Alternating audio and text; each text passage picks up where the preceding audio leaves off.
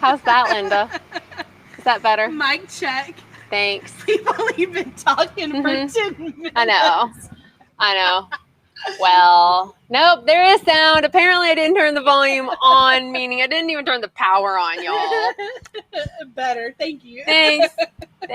Otherwise, it was just a bunch of this.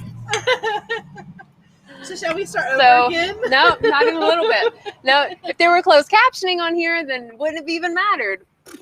Alas, not even a little bit. Thank you so much, y'all, for getting my back. So anyway, welcome. And if you're in the area, come to 2224 the Plaza. There's space. And if you can't make it today, then put it on your calendar for all the other Tuesdays in your life. Ever. I know. So this is Amanda. She is also a peer support here, and she was hanging out, and I was like, you want to hang out with me on Expansions? And she was like, yes. That is kind of what I was like. I know.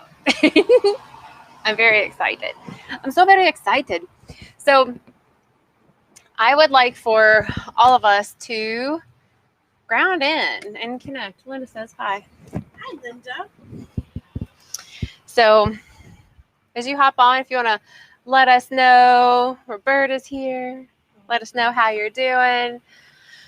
All right, y'all. So join us and take a really big breath in like you've never done it before. And just let it go, however that looks. Take another breath in and just fill up Buttercup. And make a sound when you exhale this out. We're going to do another one. Breath in. And as you exhale this one, make a sound you've never made before.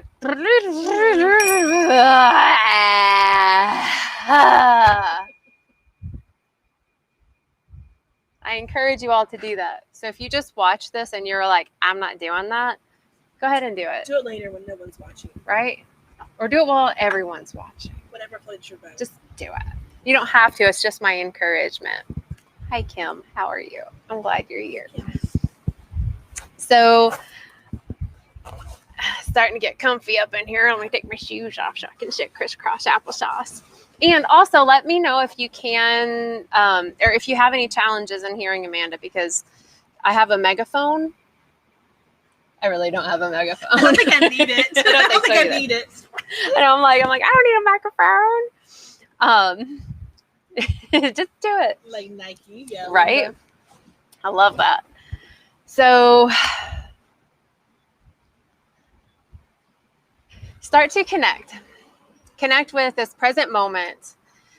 Connect with your breath. Connect with your body. Connect with the air around you. Perhaps you can feel the heat or the wind or an air conditioner. Perhaps you can feel the seat beneath you. You can feel the gravitational pull of the earth holding you to this mother. And come into this present moment. There's nothing happening beyond this now. Anything that you've lived through is already done. Anything you're about to live through is really just an idea. So we are just here together in the now to expand and explore this spirituality, right? Our energetic body, our connection to something bigger. I always see it as the connection to love.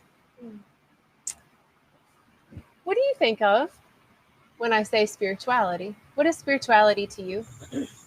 So, had you have asked me 10 years, we're not even going to go back that far. Had you have asked me 4 or 5 years ago, my idea of spirituality would have been connected directly to religion. Mm-hmm. Today, my idea of spirituality is connected to community, kindness, nature. I have a higher power, and that higher power still has a direct connection to some parts of the religion that I was a part of, through my youth. But my idea of spirituality is definitely more communal. Mm-hmm. It is definitely more, worldwide. Like how can this person, what they're going through, it does affect me. Their vibes do touch my soul. And some of that has come with just my journey of wellness and becoming more knowledgeable about who I am. And I think that when I became knowledgeable, or as I continue to become knowledgeable about who I am, my idea of spirituality continues to shift into something, that it wasn't previously, and that it won't ever be again, probably. So, yeah.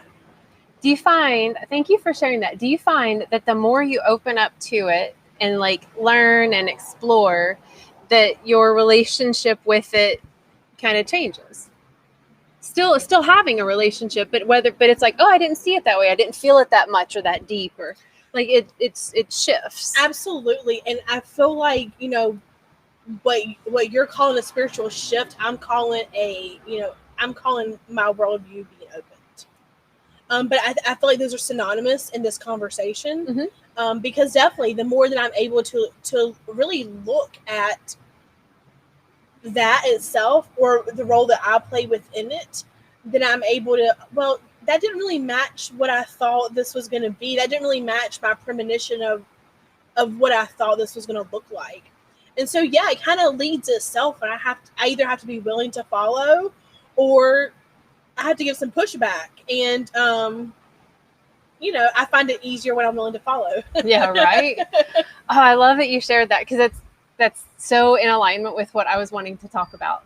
Nice. Of course, right? Nice. Always is. So, I feel like when we can expand our knowledge or relationship or life experience, right, we create more space, right? And in that space, we can play in that, right? That's when we can start to dive deeper, or create a different community, or make new relationships, new friends, new business ideas. Like, we can really start to grow who we are, meaning we start to actually create new structure around me. Because if I have a new relationship, so like I have my own growth process, I've expanded my connection to something spiritual, community, whatever that is, to love, and I meet you, I'm like, ooh, yeah. So now we're going to have a friendship. We're going to have a relationship. Let's see what we can create together. Whatever it is that we create together is going to have boundaries to it, limitations, grace, right?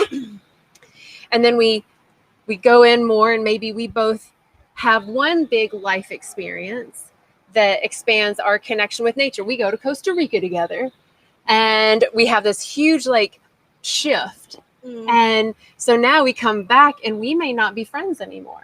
Yeah. Or we may grow our business into something totally different. Right. We create new boundaries. And that's what I kind of want to dive into. It's this notion about the divine feminine and the divine masculine.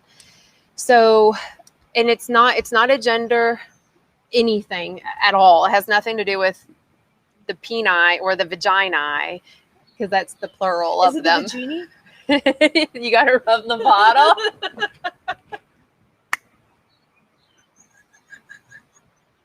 It's not a bottle. That was a joke. But you got it. Anyway.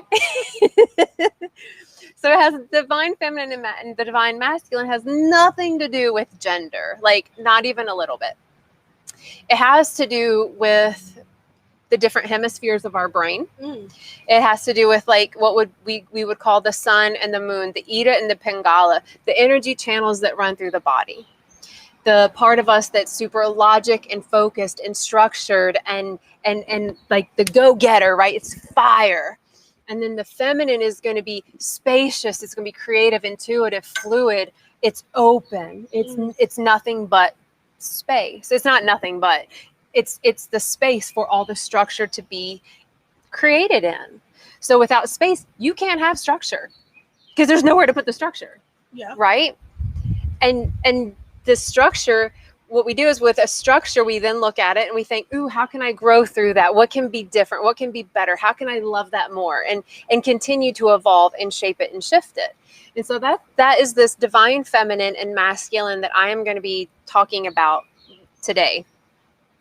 And how we work in tandem with these aspects of ourselves and outside of ourselves. the reason why I was so inspired in sharing this is twofold.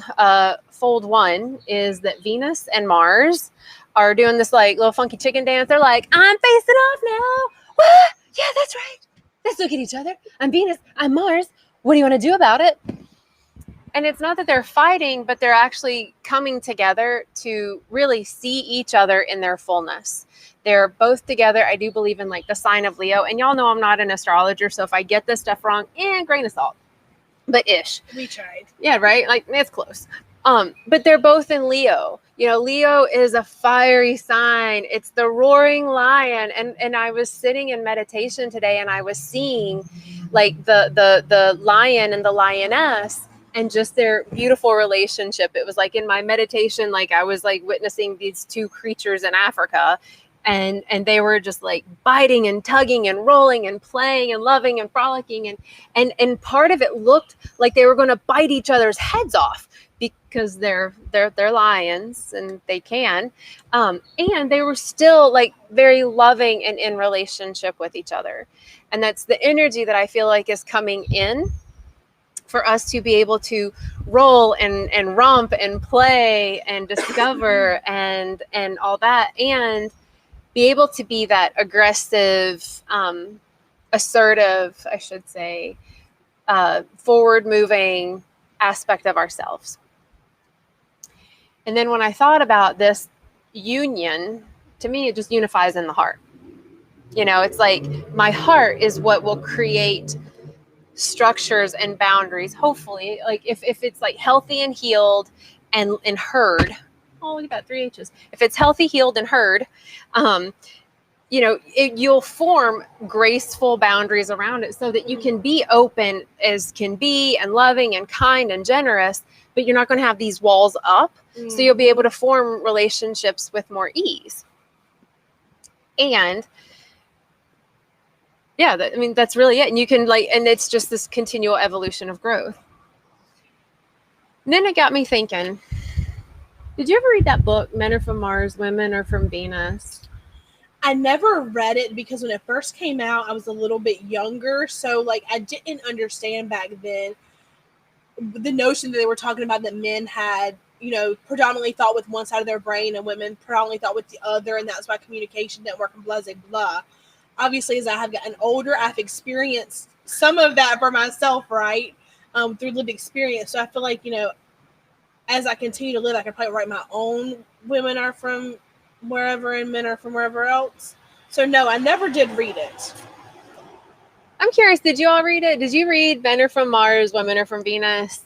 Yeah, Linda says insights on the journey shift us along the way. Right. And I want to say hello to Sarah Catherine. When I read that book, because the way he wrote it was he was using feminine as women and masculine as men. And so he put everyone in gender roles. Right. And that didn't, it didn't resonate for me as true, because in my culture, in a North American human body that happens to identify as a woman, the masculine energy is what I was told that I needed to be. You know, the only time I was supposed to surrender was to literally like in the bed, you know, like do whatever, partner, yeah, do whatever your partner wants. You're good. Otherwise, you need to be a go-getter, be independent, make the money, buy the things. Like that was the program that I was conditioned in. So when I read that book, I was like, men are from Mars, women are from Venus. Like that just didn't resonate for me. It felt very dividing, actually. And I think that's exactly what that book did do. I think that it really divided us to say, well, you're a man, so that's why you are this way.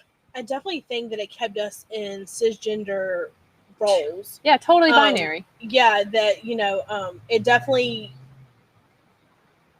I grew up in a 2-parent household, so what I was taught was kind of the opposite of you. That I was taught that your partner makes the money and they, you know, they pay the bills and you can work. Yeah, that's cool, but it's really your play money and you take care of the kids. And so like, had someone told me like, oh, you can make your own money. You can you can, have your own job. You can be the breadwinner. I would have been like, what? Really? That is ludicrous to even think. And even back then, I knew that I never wanted to be married and I never wanted to have children.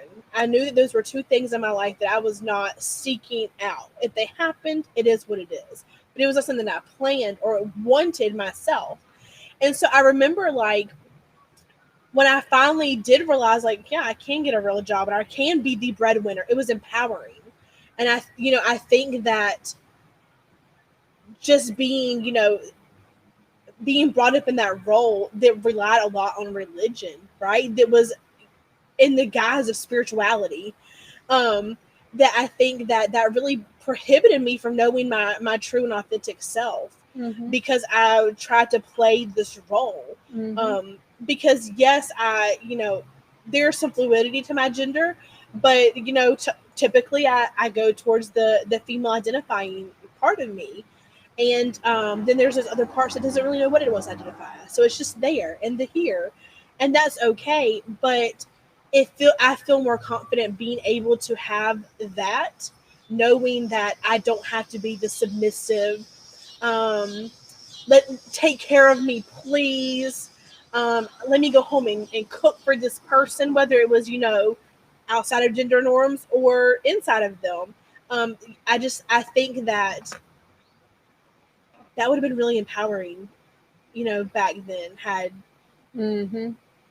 I'd thought about being able to step outside of the traditional gender role of a woman. Yeah.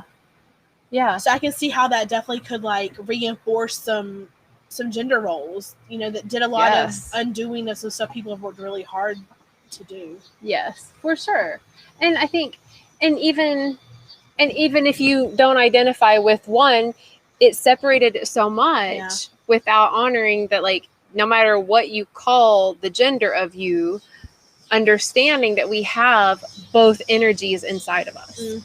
Like, to say that because I'm in a female identifying body that I have no ability to create solutions or logic is bullshit. Like what? And then and let me tell you something. Right? Let me tell you all the reasons. Right? And the inverse of that, right? To say that a man can't be intuitive or nurturing, right? Like, that's so limiting on both aspects, both ends of that.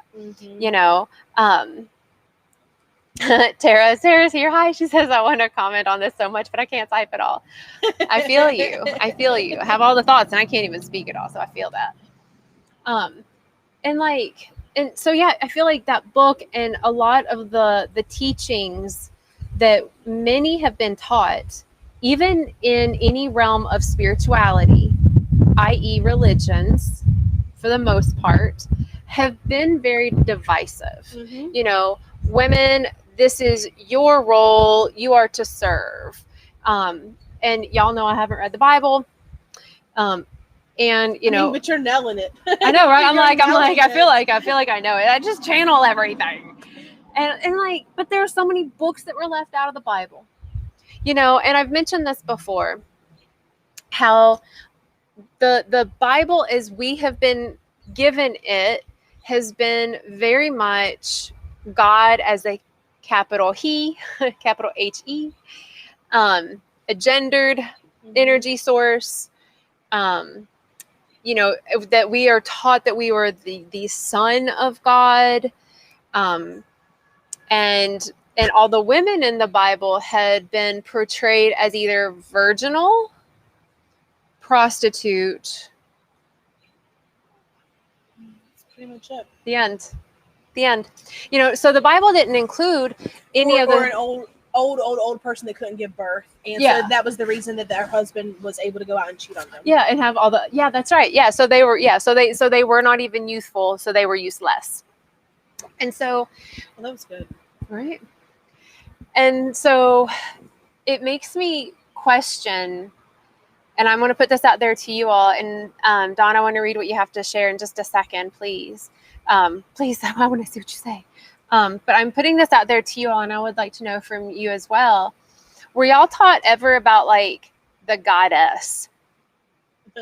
Like, we were taught, like, also, Never. like, I was taught about the God, the higher power, the higher source, the higher being, the Father. But no one ever taught me about the Divine Mother. No one ever talked about the goddess, the priestess. In the Catholic faith, you go to the priest, and in many religions, like, women couldn't even stand in the pulpit to talk about love, and I know that things are definitely different and changing, and, yay to that. So here's my question to you. Were you ever taught about the divine feminine in whatever capacity that is? Either no, and if it's a yes, you share the word or description of it. So maybe it was like, yes, I was talking about the divine feminine, and it was all about Mother Mary, the end. Or maybe it was about Mary Magdalene, or Isis, or Kuan Yin, whatever you got. I'm curious. Did you have any goddess or divine feminine teachings in your upbringing? The only like people who I really remember being spoken about highly and almost put on a pedestal that could be like the church would never call it goddess. Like, that would never happen. But they could be put on something similar to that, would be like Mary, if we're talking about biblical terms, Jesus's mother. But even like going into that, there was a whole bunch of books and literature stuff written about like how to be a Mary in a Martha world.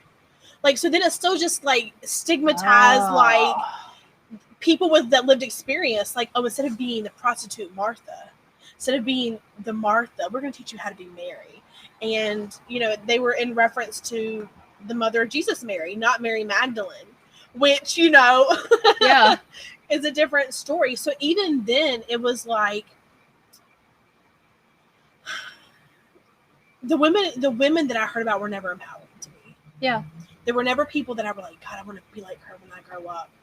But then I watched things like Joan of Arc, right? Mm-hmm. And I was like, she's a badass. Yeah. And like, wow, what it must have took for her to stand up to people in that time frame. Like, man, that is some cool stuff. And then to know that was involved in the Crusades, which, was another spiritual religious thing. Yeah. So no, I was never like formally taught about like goddess or like the divine feminine, but there was always like that one character that the church always put the most into. She was a virgin, she was young, she rode all this way on a donkey with this man who accepted her when she said, hey, by the way, I know I told you I'm a virgin, but I'm knocked up now. What? Right. Like, she must have been an amazing woman for him to be okay with that. So no. Yeah. No. See? And I'm just noticing everyone else is like, nope. Nope. Nobody was taught about the divine feminine, the goddess energy.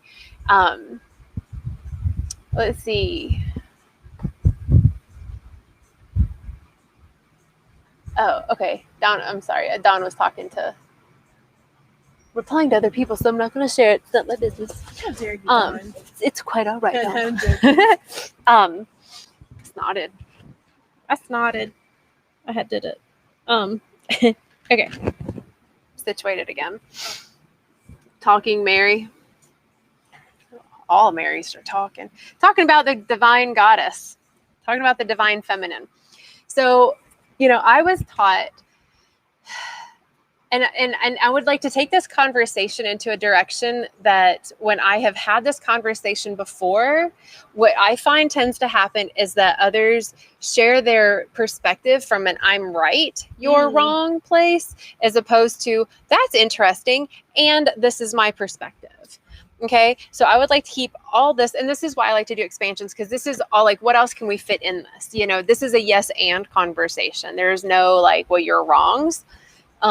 So I was always taught that God was the creator. And the more I've studied what the divine feminine and the divine masculine is in our human and outside of us, just these energies, I had this like holy cow moment, because I was thinking, OMG, OM goddess, that wouldn't the creator be a she energy, would it not be a feminine energy? And I say that because the earth itself, usually referred to as she, right? Mother Earth. This is the life-giving planet, y'all. She is always creating new life. She, this planet we're on, is creator, not the one and only.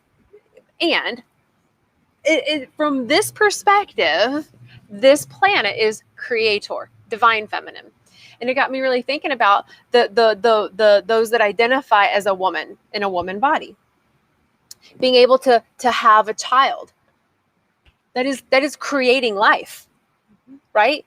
And I understand that the sperm is the structure. It has part of the data that comes together to unify with the feminine genes and DNA and energy to create the one union called life.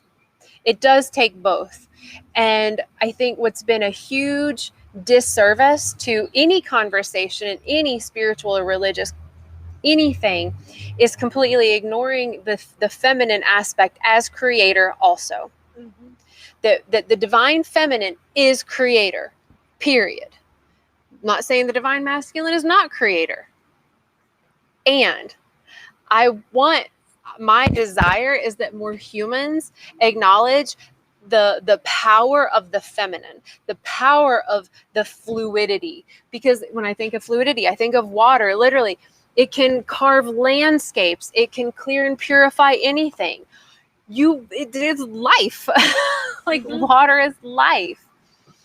And to really embrace this like notion, so that, it's not so much of like, let me honor thy father concept, but let me honor thy mother. Let me honor the little girl. Let me honor the middle-aged 20, 30-year-old woman. Let me honor the elder, the crone in her wisdom. And to have so much honor and respect for that and see what grows from there.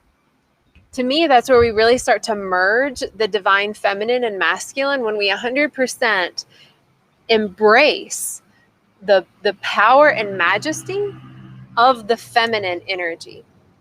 And I think that's where these planets are aligning to remind us to look at each other with equanimity, with equality, with equitability, to say, yes, I am, and you are too.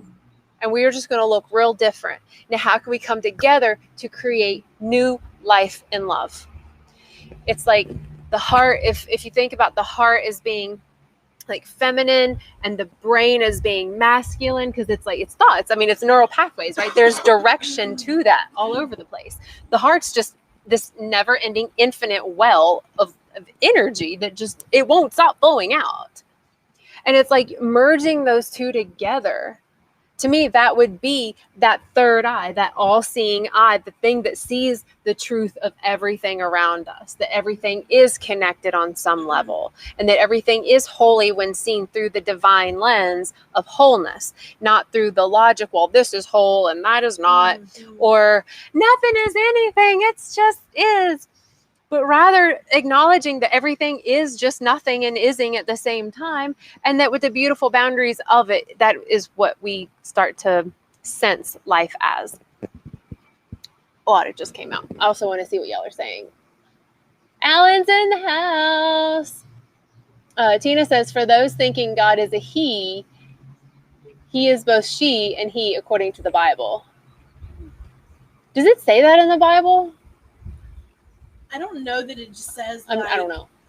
She and he specifically, but it does talk about, God being omnipresent and omniscient, and have gone through every situation and struggle that we have identified as, and being tempted with everything we have been tempted as.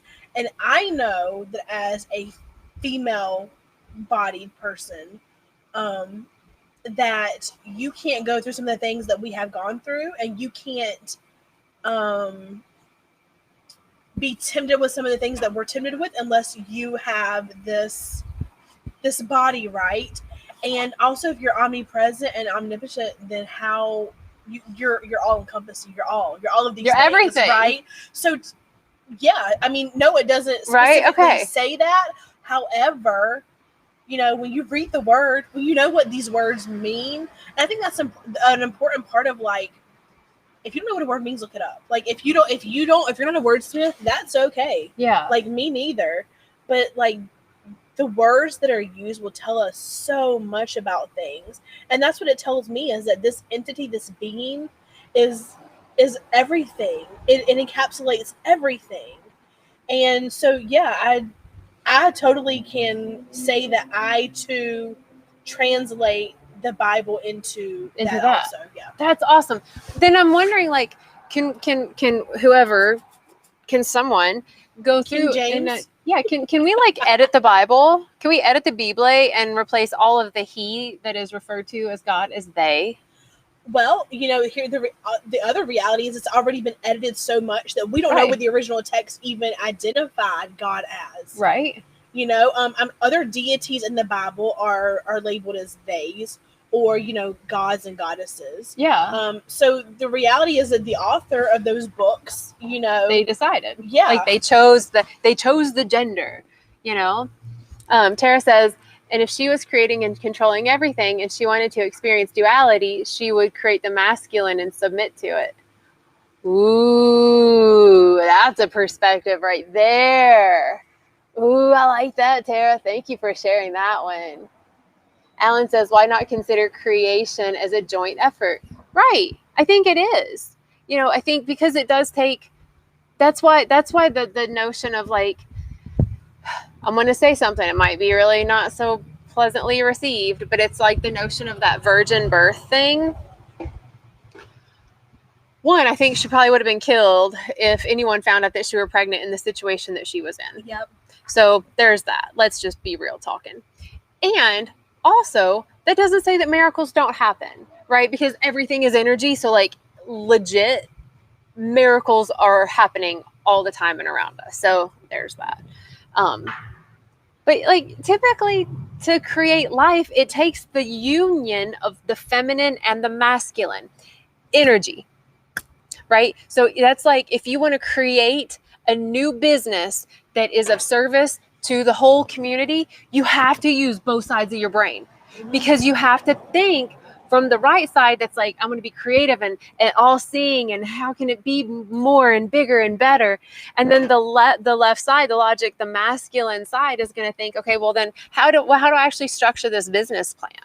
It does take the true union of both of these energies. And I want more people in the world to, like, acknowledge and recognize that this is within each of us. Like, it's within me, it's within you, Mm-hmm. that you are already whole, Tina says the pronouns, not really, but the various names are both feminine and masculine. Sometimes feminine and sometimes masculine. Yes. Somebody just pulled up on a motorcycle, and you could hear that, I bet. And then Tina says, let us create man in our image, men being both. Yes. Tara says, in Genesis, it does say, let us make man in our image. Who is this us? Yes. Ooh, that's good. Some of that, though, I also feel like comes back to the editing. Who did this editing? Cisgendered people that probably were my skin color, right? Yeah. So what is the truth? Well, we don't really know, because we don't have that original text. And I don't know about the rest of y'all, but I can't read Greek and Hebrew and all the other things that it was, written in. Right. And so then it's like taking all of these stories, that we were given through whatever text, like legit, like whatever text that may be, and applying it now, knowing that all the information that we have received ever is from someone's perspective. And the someone's perspective that it was shared by, 9 times out of 10 is coming from someone that is not a complete balance of feminine and masculine. because we're human, right? And we've been conditioned to really identify with one of these energy forces and really oppress the other parts of us. And it also makes me think, I was talking to someone recently about this, and they were like, well, the Bible says this and the Bible says that. And I'm like, yes. And the Bible was also channeled works. Like, so do you read other channeled works? Because whenever someone says channeled works, for me, I always get like, oh, that's woo-woo. I don't believe that. Who are they channeling? Right. And it's like, wasn't that how the Bible was written? Yep. Like it's a channeled book. It's a channeled writing, which leads me to that. To me, that's the unification of the feminine and the masculine, is when I am open to receive the information, right? To be the open vessel, to channel in the information and get inspired ideas. That's the feminine kind of energy, kind of pulling that in. The masculine is going to be, what do I do with it? Right. Do I share it verbally? Do I make it into a song? Do I make it into a painting? Do I create something that's in the likeness of, like, what am I going to do with it?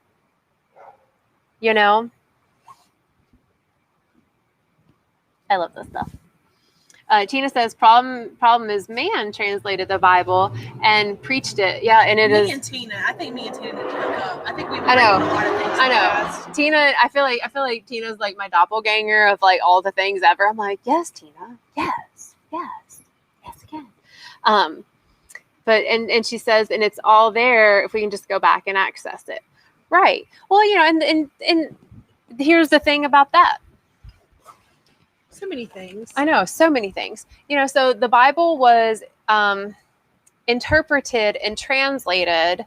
It was translated and edited by predominantly white people that call themselves Christians. And they took that book and they were like, okay, so let's make all this God he, and we're going to draw pictures and iconography that is all going to be depicting lighter skinned humans. And what we're going to do is we're going to travel around with this holy book, which I believe it was. And they traveled around with this holy book and they said, see, because it says it in here, ignore these other books that we edited out. Yeah. Don't worry about that. But look at this. Now we're going to come in, we're going to take your land and we're going to use this as this like guilt shame device. Yep. And continue to oppress you. And they do this to this day, right? Yep. So religion has often been used as a form of oppression. I mean, right. It's just what we've used to make people feel bad about what they're doing, who they are, what they, look like, all these things. And I just, as we're talking about it, I'm almost disgusted that we use this entity of like all-encompassing love, right? To then do the stuff we do to people, right? Based on religion and spirituality, really. Yes. Quotations around both of those things. Sorry for that like verbal vomit, but I just like, and I've thought about this so many times in the past, but I don't know, just sitting here kind of made me like, I'm yes, kind of a little bit angry. I'm glad you shared that, because I think that's the thing, is that we have grown into a society that has been so I'm right, you're wrong, because I was then I'm going to be afraid. So now fear is going to be dictating all that I am in the way I am showing up in the world, right? None of it's about love. None of it is about how do I be more loving and kind, and how do I create that? No religions that I have been to, no church experiences that I've been, which is minimal. I know that they exist. Like, I know they do. I know. And, like, they were very judgmental and dogmatic and righteous. And so this is what I see us being here in this now to do, is to recognize that the way of being judgmental, to be divisive of the feminine and the masculine, putting one up on a patriarchal pedestal to be oppressing to everyone else beneath. But to rise up that feminine, to meet with the masculine, see eye to eye, unify, and create something in the. That is where I see us in this now. And I think I feel personally, and I'd like to know what y'all think. Like, I feel personally that everything that we've lived through up until this now moment has been like breadcrumbs in reverse, to where if we could pick up all those breadcrumbs from the past and put it together, we actually have something really edible and delicious. Okay, I know that to the Tuckasegee experiment just came to mind. That when we do this, it doesn't feel right because a lot of people got hurt or died.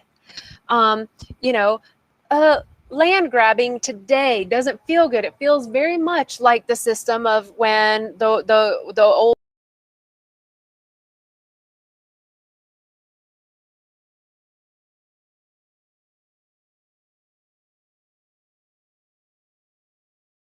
with what we are now.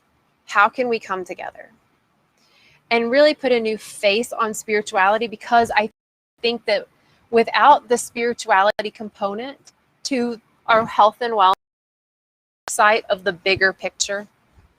I think so. I think we lose sight of the bigger picture when we don't have the connection to love, to grace, to compassion, to pleasure, to joy, to unification. When we lose connection. So I think that's what we're here to do. And the way the planets are aligned in this now moment are like, for reals, like, hey, like, look at this. This is the time. You humans, you are so perfect. You are so whole. You are so unified. You're so complete. Like, everything about you is. And it's raining. So I'm going to move the computer. I am. I'm going to move. This is the really good thing about being live when it's raining. You're going to get probably a crotch shot. Talk about the divine feminine. That's it. That was it. That was the divine feminine coming at you, shaking it. Hopefully you all enjoyed that one. Look, I feel like you guys are all up in my business. Oh, so strange. I love this. Like, bright and sunny out too. Yeah, put your bag in. Let me just look at that. Okay, look at that. So it's not... I love this. If y'all even knew the amount of windy goodness that's bringing this rain right this way. I don't think it'll be around long. I don't either. Already dissipated. Sarah Catherine says that was a divine feminine crotch shot. Thank you. Oh, that was pretty good. Yeah. Alan's even like, there were no like white people in the land where Jesus was born. I know, right? There really weren't. And I can remember like growing up and seeing pictures in church of Jesus, right? And he was always this person paler than me, blue eyes. Yeah. He always had, darker hair, and it was long because that's what ethnic people do, right? Have dark hair that's long. And it always had just a little bit of wave to it, but it was never like curly. And he always like was around the whitest of white sheep. Mm-hmm. And it didn't take growing up. It took going through lived experiences, right? Where I was able to connect with other community members that my religion had not always allowed me to connect with. Not because there was anything wrong with these people, these community members, but because, well, if you've been to a church in the South, you already know we have white churches and black churches. Now we're becoming a little more diverse, but it's still a struggle. And I like just looking back, I'm like, God, y'all were just like ingraining the Caucasian patriarchy like within every single person detail there. And some of the people that I was like going through my youth with at church, they're married, and I see the things that they're like posting on Facebook and some of their stuff, and I like my heart hurts because they did not grow. They weren't able to grow beyond that because ignorance is bliss sometimes, because sometimes our lived experiences don't bring us on a path of showing us a different worldview. the reality for me is, had I not been down the path that I had been through with my lived experience, my worldview would have stayed very jaded. Yeah. And would have stayed very, very small. And a lot of that would have still been around my spirituality. Uh-huh. So when you say the reverse breadcrumb thing, I think about all those lived experiences being those breadcrumbs that I'm able to pick up. Yes. And then here I am today in my life, right? And I'm able to mush them all together, right? Yeah. And like reconstituted them into something like good. Right. Not a piece of loaf bread. We're going to do French bread. Yes, because that's what we can do now. Right. But so that was like the visual image that I saw, was like all these things that I had once deemed negative and that have stigmatized me in community. Those have been the breadcrumbs that have led me to the here and now, to the openness, to the ability to want to learn. When Jane was like, hey, you want to be part of my expansion tonight? I was like, yeah, what's it about? And she was like, blah, blah, blah, blah, blah. And I was like, I don't know anything about that, Jane. She was like, perfect, sit down. Had you have called me, 5 years ago, I would have been like, nah, I'm just going to go home. Like, check you later, dude. But so today, that's been a part of the willingness of learning something different. And so everything that you are saying here are things that like make total sense. They were just never spoke of this way to make total sense. Right. Because it's easier to lead a flock of people who are not knowledgeable about things. Yes. Who are sheep, right? We hear that people talking about that in today's climate. Yep. And it is easier to lead people who are just want to be led, right? Mm-hmm. Versus when people start to want to question things themselves and find real answers. That right there. I think that's pretty cool. That right there. Thank you for that. And you just said something that I think a lot of people have been ingrained and conditioned to fear, is to question God. Right? Don't question God. Whatever you do, don't question God, because then you're just going to go to hell. Right? Yes. And that's been the message. I remember walking into the jail cell, and the first thing they ask you and take them in jail is, what is your religious affiliation? And I said, I don't believe in God. And do you know that I used to tell people that too, because months and months and months after that, I thought to myself, I'm going to hell because I just rebuked God, because that's what my religion had taught me. Yes. That if I questioned him, I wasn't going to that beautiful place in the sky with the pearly gates, where I can eat, all the things I want to eat and not gain any of the weight that I would typically gain. Right. So yeah. Yeah. And it's interesting because, and it's interesting because like, to question God to me is just to ask, right? Like, God, what is there more? What more is there? Is there anything I can do? Do you have anything for me? Can you help me? Can you show me a way? And I don't use the word God. Like, it's not resonating for me. It still doesn't resonate for me.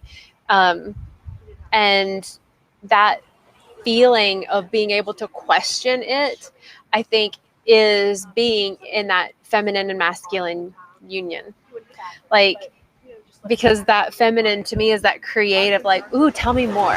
It's like curiosity at its best, and being able to question freely starts to take back the barriers of the fear of the old masculine way that said, no, hold in the feminine energy, everybody, not just women, but like hold back the feminine energy, because that is the powerhouse. The feminine is in all of us, even you with the penis. That's the powerhouse. That's the creative creation, the creator. That's the part that's in curiosity and eagerness to make a change. I want to hear what y'all are saying. Let's see, Tara says, but in homes in the north, we had pictures of Black Jesus, and we were serious about Black Jesus too. I wish I had seen pictures of Black Jesus. Like, because just because of my hair texture, I would think I would like feel that more. Like, I don't know. The light haired, because a lot of the Jesuses I saw were like light haired and stuff. And I was like, they look like my dad's kids. They don't look like me. Anyway, Tina says, religion is us trying to come up with a reason why bad things happen and how to make it not happen again. Spirituality is another matter. Ooh, yeah, right. Yeah, religion, I think, definitely is something that we use to look to, right? Well, like, what something went wrong. Let me flip to the Bible and be like, oh well, it's because something outside of me, this happened, right? It's and then we start to impart guilt and shame or blame. And then that goes into the religion and the dogmatic expressions of it, and not just being like, it's a part of life. It's the evolution, birth, life, death, rebirth, repeat over and over and over again. It's the cycle. But that's the medicine that I have been like really getting with this planetary conjunction with where it is, all the things, Venus and Mars. Hey, what's up? It's for us to look at each other eye to eye, heart to heart, bring that together so that the third eyes are what connects, so that we can create new structures, new ways of being, new words, new actions that are actually loving, to really reclaim what religion bastardized and hurt and shifted. Close call. Take it away from the shame and blame, and really just let it be the creative expression of love. To unify all life on earth with like reverence, care, compassion, and be like a bold human that is in a man identifying body that stands up for love as the warrior, right? The warrior, and this is in women bodies too, right? Like to stand up for love as a warrior, to say, no, that's unkind. You're crossing a boundary. Or, hey, you just dropped a soda can. Is it your intention to be a litter bug? Or would you like for me to support you? Being direct in the name of love. And also letting that feminine warrior, the feminine creator within each of us be opened, be expanded, be liberated. Allow that part of us to arise so that we can nurture other beings, so that we can be intuitive and be connected with a higher mind, a higher mode of thinking, so that the heart is really, truly what leads us. Can we be that? Oh, welcome back. Hey, it's me. I think we can be that. And I think that this is the now that we really start to embrace that. That we really say, okay, I'm going to let my heart and my mind work together for real, and let my third eye see the way. I had a conversation this morning, and I would like to actually share it. I thought it was pretty interesting, actually. And it's, did I not take a screenshot? Y'all, that's lame. I can find it. It's definitely worth it. Okay. I shared that I look to the day when the brain and the heart have an open channel of communication, so that we aren't solely reliant on emotions or neural pathways, rather sovereign cohesion. That is what I look to.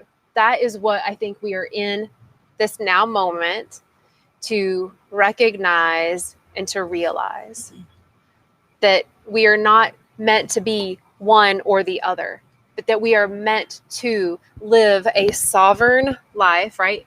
Be the open channel, the hollow bone. Let the heart palpitate out, foof, foof. And let the neural pathway say, this doesn't work and this did work last time, but I'm open to new ways of being and new ways of thinking. And let them work together and guide us in that fashion. That's the unification. No matter what body you have, no matter what you identify as, no matter what religion you were taught about or not taught about, but that it truly is about love and living it in our highest order in a human body that's had like some real fucked up lived experiences. And to be compassionate about that, and grace. Give ourselves grace and give others grace. Give the fly that keeps landing on my knee grace, and not try to kill it. That's a choice. Yeah, I think you just went too far. Yeah, the fly. It would be too far if I had like an okapi tongue and went. Yeah. Hey, Izzy. I saw my name out there. Hey, Izzy. I'm so glad that you were here today. Yeah, I'm glad that the turn of events that kept me here until 7 p.m. I'm not glad that they occurred, because I'm never glad when someone is not their best self, right? I'm glad that the universe aligned it so that I could be here. I don't know if you know this or not, Jane, but you were an instrumental part of my ability to carry on throughout COVID, because I participated in a lot of your classes. So yeah, it's cool to be back in person a little bit and to be able to spend this time not separated by Wi-Fi and networks and all that stuff. So, So true. yeah, definitely the universe did this today, so I'm grateful. Mm-hmm. Thanks for being an active participant in the universal alignment. It's funny because today I can choose to be that. At one point in time, I didn't feel like I had that choice. I didn't feel like the universe ever aligned for me because my own stuff, right? Mm-hmm. So today I get to be an active participant in that alignment, and I get to choose if I'm going to go with that or if I'm going to say, right now I'm going to go get in my car. I'll talk to you later, Jane. Yep. Right. So yeah, I feel like a lot of things that we talked about today kind of just have been full circle, that have just kind of brought me back to this very moment, this specific moment in time, not even this day, but this actual specific second in time. So I think that's pretty cool. That's not something that I don't think I've ever experienced. So that's pretty sweet. Yay. Right? Thank you for sharing that. That means a lot. My face is like really big smiling and my heart feels really full. Thank you. You're welcome. Oh, I love you so much. I love you. I'm all like beaming now. I'm just beaming. I'm sure that most folks that have chatted throughout this can probably relate. I have saw the same core group of people participate in most of your things, and you probably don't recognize me outside of my Facebook profile picture, but we have conversated in the past, most of you. I know that Tina and I have conversated in the past on Facebook and some Jane posts. I know that Tara and I have also. So it's really it's nice to be on the other side, right? And to be the face seen with, to communicate versus still on the computer typing it out. Yeah. And I think Jane mentioned earlier, things are in person, so definitely check out our in-person calendar.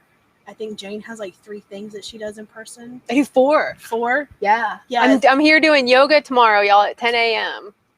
Keep your ears to the street about that, because I feel like some big things are going to happen. Jane and I were kind of brainstorming beforehand. And so, yeah, we feel like that can be really cool to be a part of. So, yeah, I'm glad I got to spend time with you, Jane, and with community today. Because like I said earlier, my definition of spirituality contains a great deal of community. So right. To me, it's this. Yeah. Like, to me, this right here, I feel this now is like such a union, because we have like technology and structure and like pathways to get to each other, and we're connected and we're here and we're on a time thing, and that masculine energy, which is keeping this container. And you all can't tell because the way the camera is facing, but we're looking out at like plants and flowers and trees and rocks and a garden and beautiful chairs. It's like beautiful scenery, which makes it just feel soft and warm and inviting to where we can relax and be here. So if you come here, trust that you're going to be feeling that full union of connection, even if you just stop by. So anyway, thank you all so much also for like being here and tuning in and everything. I adore each of you and appreciate all of you for sharing everything that you share. And I look forward to seeing you this week, next week, the rest of my life. And keep playing with your Mars and your Venus. I don't know if I should say something or not. You don't even need to, because we're all thinking something. You're welcome. Okay, I love you all. I'll see y'all later.